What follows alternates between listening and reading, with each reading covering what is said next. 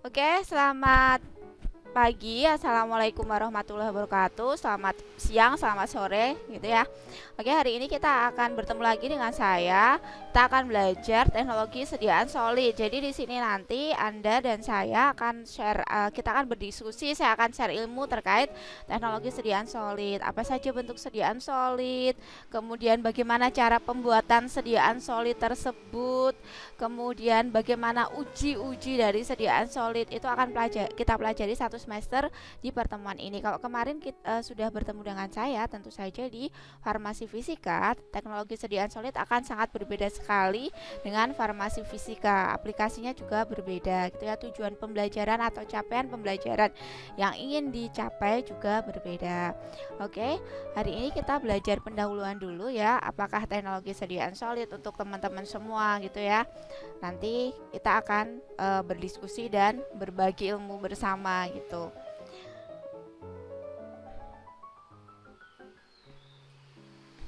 Oke, untuk beberapa pustaka yang saya gunakan dalam pembelajaran ini itu ada berbagai pustaka yang bisa teman-teman lihat di sini, yaitu teknologi farmasi sediaan tablet, karya dasar-dasar praktis itu ya. Kemudian pengantar bentuk sediaan farmasi oleh Voigt. Ini ada terjemahannya di bahasa Indonesianya. Kemudian teknologi dan praktek farmasi industri, manajemen farmasi industri itu juga saya gunakan. Kemudian pharmaceutical dosage form. Di sini ada 3 edisi ya, itu kita gunakan bersama untuk melengkapi dari mata kuliah kita hari ini.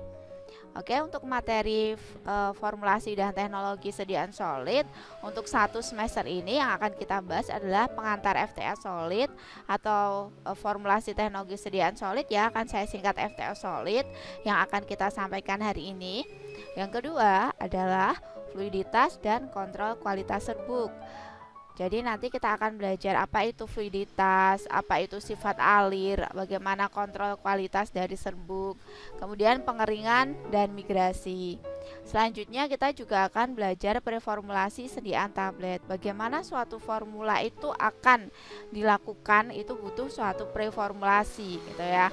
Kemudian sediaan tablet dan kontrol kualitas suatu sediaan tablet. Selanjutnya formula sediaan tablet salut dan kontrol kualitasnya. Kemudian bentuk sediaan oral, disolusi, formula tablet effervescent, yang dimana di situ ada asam dan basa gitu ya, yang melibatkan air gitu, larutan. Kemudian yang terakhir kita akan belajar merancang formula dengan model SLD, dan harapannya teman-teman nanti yang ikut kuliah ini sampai satu semester kuliah ini berakhir, harapannya teman-teman tahu terkait apa saja bentuk sediaan solid, kemudian bagaimana cara pembuatan sediaan-sediaan solid itu sampai kontrol kualitas dari sediaan solid itu. Oke, langsung saja kita ke definisinya. Jadi sebelum kita mulai gitu ya, mumpung ingat di situ kita akan membahas kontrak kuliah dulu. Saya mumpung ingat itu kontrak perkuliahan ini. Jadi untuk FTS solid kita bisa bertemu di Gimit gitu ya. Kalau misalnya tidak atau kurang jelas terkait materi, nanti saya usahakan untuk membuat video, salah satunya video ini yang akan saya upload di YouTube. Nah, Anda bisa mengikuti materi pembelajaran saya di YouTube gitu ya, yang misalnya susah sinyal atau mengalami kendala-kendala tertentu, itu bisa kita cegah atau kita perbaiki gitu kan, supaya nanti pelajaran kita kedepannya akan berjalan lancar. Kemudian untuk pertemuan saya harap untuk selalu bisa hadir gitu. Misalnya tidak bisa hadir, silahkan menghubungi saya by Japri, by WA. Alasannya apa? Supaya nanti Anda bisa ikut ujian dengan kehadiran paling tidak 75% gitu, dan dimanfaatkan sebaik mungkin. Kemudian apabila tidak mengikuti ujian gitu ya sudah, berarti Anda tidak mendapatkan nilai, atau nanti tergantung alasannya apa gitu. Jadi ada remedi atau tidak itu tergantung dosen pengampunya. mengizinkan atau tidak gitu. Oke, kita langsung saja ke definisi. Jadi bentuk sediaan solid itu merupakan bentuk sediaan obat yang memiliki wujud padat. Kita tahu solid itu wujudnya padat. Kemudian dia kering, tidak higroskopis, mengandung satu atau lebih zat aktif yang tercampur homogen. Jadi di sini sediaannya itu ada kandungan zat aktifnya, bisa satu atau lebih. Zat aktif misalnya apa? Paracetamol, kemudian amoxicillin, itu zat aktif, bisa satu atau lebih. Yang penting di sini juga bisa ada zat tambahannya atau tidak ada zat tambahan. Itu adalah definisi dari sediaan solid. Nah, apa saja keunggulan dan kelemahan dari sediaan solid ini? Setiap sediaan pasti akan memiliki keunggulan dan juga kelemahan masing-masing, termasuk sediaan solid ini, teman-teman. Nah, kalau kita bandingkan dengan sediaan cair atau sediaan liquid, itu keunggulannya apa? Keunggulan dari sediaan solid ini karena bentuk sediaan solid itu dibandingkan dengan sediaan liquid atau sediaan cair, yaitu dengan sediaan solid ini lebih kering tentu saja, karena dia memang syarat sediaan solid tadi keringan, kemudian dia padat, maka bentuk sediaan solid ini lebih stabil gitu, terkait zat aktif, kandungan zat aktif di dalamnya. Kalau sediaan liquid atau katakanlah sirup, kita beli sirup dengan expired date 2 tahun. Tapi kalau sirup itu sudah kita buka dan sirup itu tidak habis, contohnya adalah sirup demam, di mana konsumsi sirup itu jika badannya demam saja, kayak gitu kan. Nah, itu kalau sudah 3 bulan itu tidak digunakan, dia sudah rusak atau mengalami dan penyimpanannya tidak baik, itu dia akan mengalami degradasi, dekomposisi, kemudian fermentasi dan lain sebagainya yang dapat menyebabkan kerusakan zat aktifnya. Ini salah satu kelebihan sediaan solid dibanding sediaan liquid, dia lebih stabil. Kemudian ada kelemahannya. Kalau kelemahannya pada penggunaan obat yang ditelan atau obat oral, itu pemberian sediaan solid, ada beberapa pasien yang memang tidak suka akan sediaan ini gitu. Ada beberapa pasien yang mengalami susah untuk dia meminum atau mengkonsumsi sediaan oral. Nah, di sini perlu bantuan dengan cairan untuk dapat memudahkan suatu bentuk sediaan solid, katakanlah tablet, untuk bisa ditelan.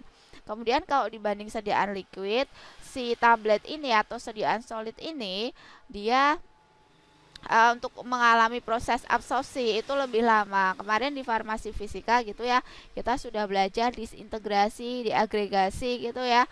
Nah, di situ kalau untuk liquid dia langsung bisa terabsorpsi, tapi kalau untuk sediaan padat dia mengalami dua proses, bagi disintegrasi dan juga diagregasi. Kalau kita bandingkan lagi dengan sediaan semi solid, keuntungannya apa? Keunggulan dalam pemakaian topikal atau pemakaian setempat atau biasanya untuk sediaan-sediaan semi solid, itu bentuk sediaan solid ini lebih unggul, di mana pemberiannya cukup ditaburkan pada kulit pada area permukaan yang luas. Kalau kita bicara tentang sediaan solid kita bandingkan dengan sediaan semi solid, tentu saja apa? Tentu saja yang kita bandingkan sama-sama penggunaannya non oral atau topikal. Nah, contoh untuk penggunaan sediaan solid topikal itu adalah bedak tabur. Ini kan dia lebih praktis ya. Ya sudah, cukup ditaburkan pada permukaan kulit yang luas. Tapi kita lihat kelemahannya apa sih bedak tabur ini? Bahwa dia karena bedak bentuknya serbuk, dia lebih cepat hilang dari permukaan kulit. Jadi waktu tinggal atau menempelnya di kulit itu tidak lama. Nah, ini yang menyebabkan efek yang ditimbulkan dari sediaan solid kalau dia dipakai topika itu lebih kurang gitu ya kalau dibandingkan dengan sediaan semi solid, katakanlah salep, krim dan lain sebagainya, karena dia memiliki waktu tinggal cukup lama dibanding dengan sediaan solid, contohnya tadi adalah bedak tabur. Oke, macam-macam bentuk sediaan solid yang kita contohkan di sini yaitu serbuk, tablet, kapsul, pil, dan juga suppositorial. Walaupun banyak sekali sediaan solid yang lain, tapi yang akan kita ambil adalah ini yang akan kita contohkan gitu ya. Untuk review saja, mungkin ada yang sudah pernah mendapatkannya ya di SMK atau di semester sebelumnya. Oke, untuk serbuk, definisi dari serbuk adalah campuran obat atau bahan kimia yang halus terbagi-bagi dalam bentuk kering. Nah, serbuk ini dia hablur ya, jadi halus gitu kan. Dia bisa jadi pulvis, bisa jadi pulveres gitu. Kalau pulveres dia kan yang terbagi-bagi gitu kan. Kemudian serbuk mungkin juga merupakan bagian halus dari sediaan himpunan produk yang kasar atau suatu produk dengan ukuran partikel menengah. Tergantung saat dia membuat serbuk, dia diayak pada mesh ukuran berapa, ukuran partikel yang diinginkannya berapa, itu bisa diatur. Kemudian kekurangan dari serbuk itu apa? Ada kelemahan dari serbuk juga, salah satu banyak ya, bukan salah satu saja, yaitu rasanya pahit atau rasa dari serbuk ini memang tidak enak. Kemudian kesulitan menahan terurainya bahan-bahan higroskopis. Jadi kadang-kadang kalau serbuk itu memang dia higroskopis. Jadi higroskopis apa? Dia menyerap zat udara gitu ya, menyerap udara di sekitarnya gitu. Kemudian mudah mencair atau menguap. Kemudian waktu lebih dalam pembungkusan. Kalau kita buat sediaan pulveres gitu ya, waktunya dalam pembungkusan itu tentu saja lebih lama kalau kita bandingkan sediaan oral yang lain, contohnya sediaan solid gitu. Kemudian masalah keseragaman dosis. Keseragaman dosis ini apa? Jadi kalau kita membuat pulveres gitu kan, membuat sediaan itu kadang-kadang sediaannya itu kalau tidak kita timbang itu akan mengalami masalah terkait keseragaman dosis. Oke, kemudian apalagi salah satu kekurangan dari sediaan ini adalah campuran obat dan bahan obat yang sesuai kebutuhan. Dosisnya juga lebih tepat. Ini keuntungannya ya. Ini kekurangannya, ini keuntungannya gitu ya. Dosisnya lebih tepat, lebih stabil dari sediaan larutan. Kemudian disolusi atau kecepatan melarut itu si serbuk itu lebih cepat daripada bentuk sediaan tablet. Kemudian dia tidak memerlukan banyak bahan tambahan yang tidak perlu karena ya memang dia sudah memiliki kemampuan absorpsi yang bagus gitu ya. Oke. Kemudian di situ ada serbuk, ada bentuk sediaan ya, bentuk sediaan ada bahan tambahan. Serbuk boleh ada bahan tambahan atau tidak. Nah, bentuk sediaan serbuk itu kita bisa bagi dua, yaitu pulvis dan juga pulveres gitu. Kalau pulvis kan kita pakainya dalam dosis besar, tapi kalau pulveres itu dalam dosis terbagi-bagi gitu ya. Nah, ukuran serbuk dinyatakan dengan bilangan yang biasanya diikuti dengan mesh. Nah, ini tadi kita mau menghasilkan serbuk dengan ukuran berapa, dengan mesh berapa. Katakanlah satu mesh ada berbagai macam mesh ya, ada 20, 40, 60, 80, 100 gitu ya. Semakin besar ukuran mesh, di situ semakin kecil lubangnya gitu ya, kawat incinya semakin kecil. Nah, di sini misalnya untuk serbuk dengan dua bilangan ukuran, misalnya 40 atau 60, maka bisa diartikan bahwa serbuk tersebut dapat melewati pengayak nomor 40 dan tidak lebih dari 40% melewati pengayak nomor 60. Ini dicontohkannya seperti itu. Oke, kita masih ke serbuk ya teman-teman. Jadi sifat serbuk itu ada beberapa. Yang pertama adalah higroskopis, karena memang serbuk higroskopis itu merupakan serbuk yang dia menangkap uap air di lingkungan. Tadi dikatakan namanya higroskopis, itu dia menangkap uap air di lingkungan, sehingga serbuknya kalau dia menangkap uap air, itu serbuknya menjadi basah. Terus yang kedua adalah deliquescent, merupakan serbuk higroskopis. Dia higroskopis juga, namun kemampuan menyerap airnya itu sangat tinggi, lebih tinggi daripada sifat higroskopis di awalnya, sehingga sejumlah air yang ditangkap justru melarutkan serbuk tersebut, gitu kan. Kemudian yang ketiga adalah eflorescent, di mana serbuk dari senyawa yang memiliki air kristal yang pada kondisi kelembapan lingkungan yang rendah justru dapat melepaskan air kristal dari strukturnya sehingga serbuk menjadi basah. Nah, ini si eflorescent itu menyebabkan serbuknya menjadi basah. Kalau higroskopis kan dia masih lembab gitu ya. Kalau eflorescent itu serbuknya menjadi basah. Kemudian yang kedua adalah kapsul. Definisi kapsul adalah merupakan bentuk sediaan padat di mana satu macam bahan obat atau lebih itu dimasukkan ke dalam suatu cangkang. Jadi kalau kapsul ya bahannya itu ada di dalam cangkang atau wadah kecil. Biasanya cangkang itu ada soft kapsul, ada hard kapsul gitu ya. Biasanya cangkangnya itu dibuat dari bahan gelatin. Tergantung pada formulasinya, kapsul dari gelatin bisa lunak, bisa juga dia kapsul yang keras.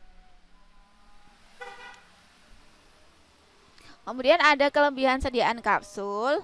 Kelebihan sediaan kapsul antara lain cukup stabil dalam penyimpanan dan transportasi. Jadi selama dia belum dibuka dari wadah kemas atau segelnya, dia ED-nya akan lama. Kemudian dapat menutupi rasa dan bau yang tidak enak dari serbuk tadi, gitu ya. Kalau si kapsul, kalau serbuk tadi kan baunya relatif tidak enak, pahit. Nah, ini bisa ditutupi dengan cangkang kapsul. Terus tepat untuk obat yang teroksidasi dan mempunyai bau dan rasa yang tidak enak, karena tadi fungsinya dia untuk menutupi cangkang serbuknya yang tidak memiliki bau, rasa yang tidak enak. Kemudian bentuk kapsul mudah ditelan dibandingkan bentuk tablet. Nah, bentuk kapsul itu memang relatif lebih kecil gitu ya. Karena dia soft juga, jadi lebih mudah ditelan daripada bentuk tablet. Terus kemudian bentuknya lebih praktis dan menarik. Apalagi ada cangkang kapsul yang berwarna-warni gitu ya, bisa dibuat pink, kemudian putih, kemudian hijau atau biru, itu yang meningkatkan nilai estetika dari cangkang kapsul ini.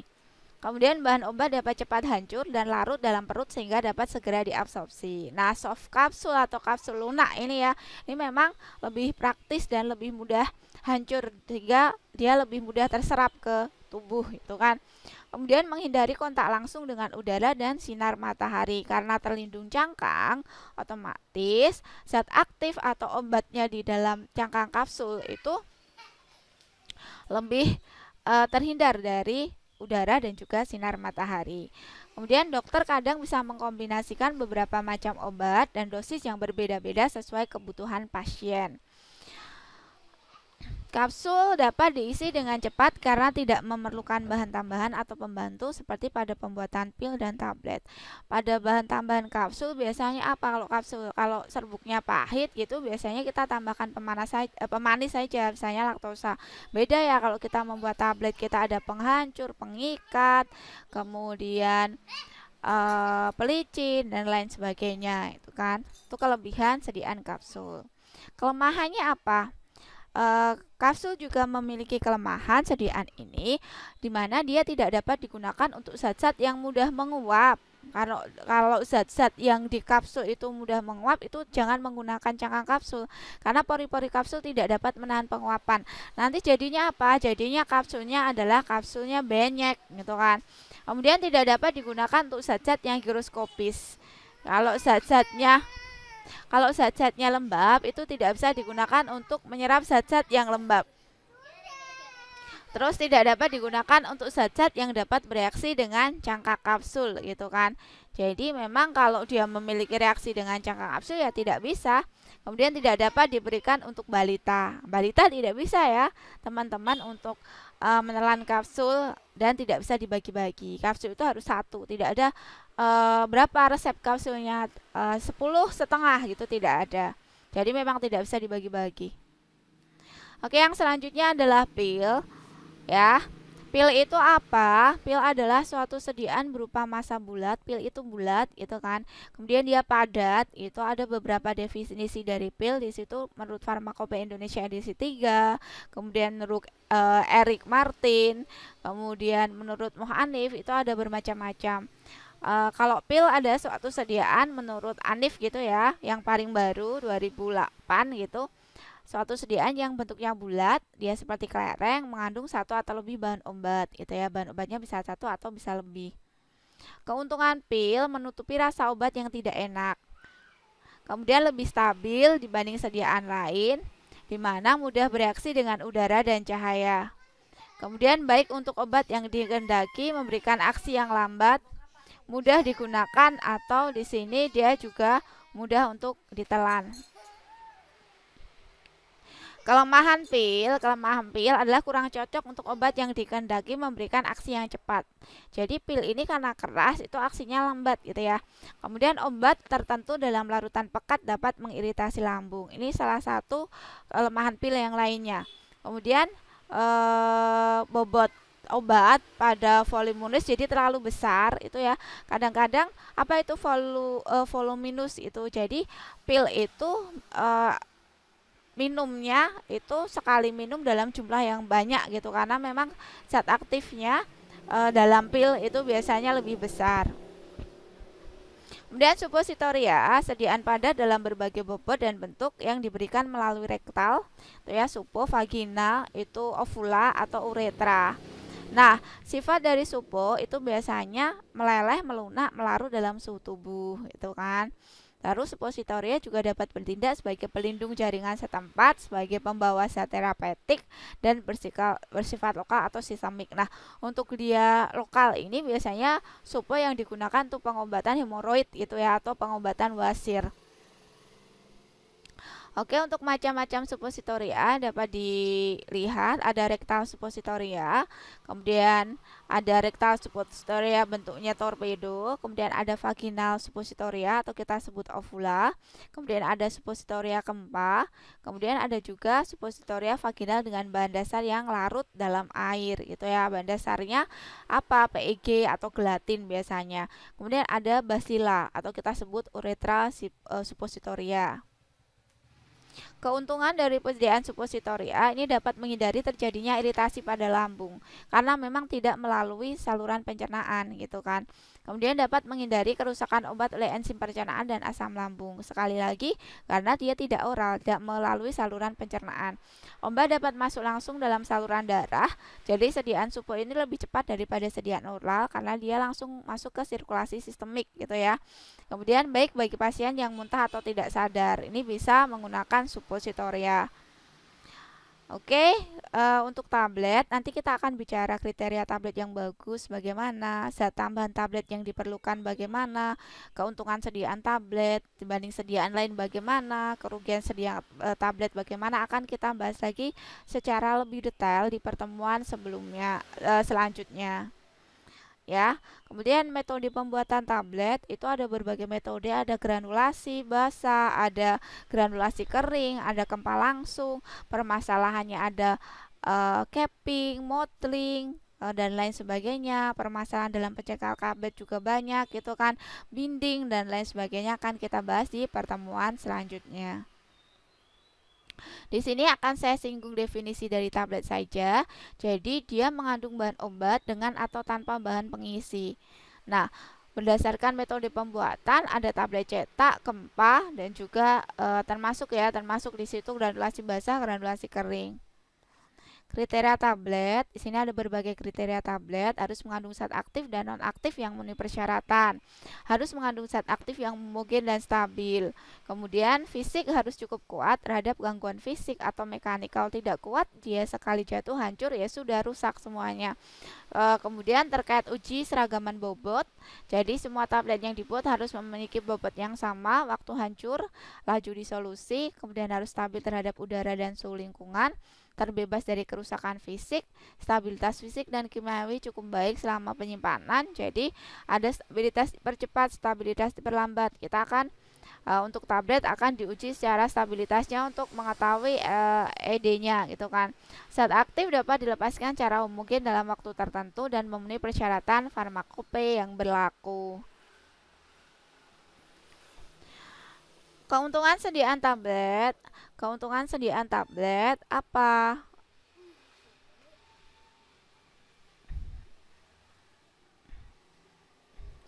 Keuntungan sediaan tablet merupakan bentuk sediaan utuh dan menawarkan kemampuan terbaik dibanding semua bentuk sediaan oral untuk ketepatan ukuran serta variabilitas kandungan yang paling rendah.